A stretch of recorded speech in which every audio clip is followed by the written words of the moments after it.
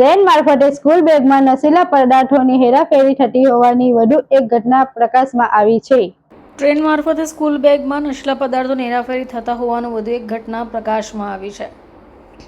Surat railway station ઉપર ઉભેલી Rajkot Secunderabad express ટ્રેનમાં પડેલી સ્કૂલ બેગ પાસે જઈ સ્નીફર ડોગ ભસવા લાગ્યો. સુરત રેલવે પોલીસે સ્કૂલ બેગમાં તપાસ કરતા 4 કિલો ગાંજો ઝડપાયો છે.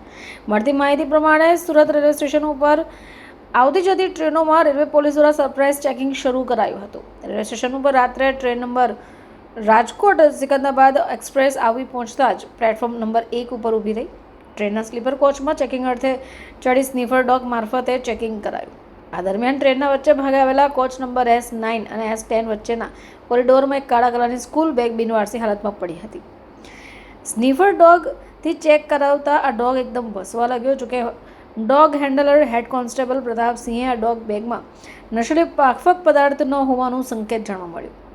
સ્કૂલ બેગ મારફતે આજુબાજુ પેસેન્જર્સને આ બેગ કોની છે અંગે પૂછપરછ કરતા આ અંગે કોઈ જવાબ ન મળ્યો. બેગની તપાસ કરતા 44,500 રૂપિયાનો 4.450 કિલો ગાંજો મળ્યો છે. પોલીસ સ્ટેશન ખાતે લાવીને NDPS એક્ટ મુજબ અજાણ્યા સામે ગુનો નોંધાયો છે. પોતાના આર્થિક લાભ માટે પરપ્રાંતમાંથી ગેરકાયદેસર રીતે આયાત કરી પોલીસમાં પકડાઈ જવાના ડરથી બિનવારસી હાલતમાં છોડી નાસી છૂટ્યા હોવાનું પણ સામે આવી રહ્યું છે.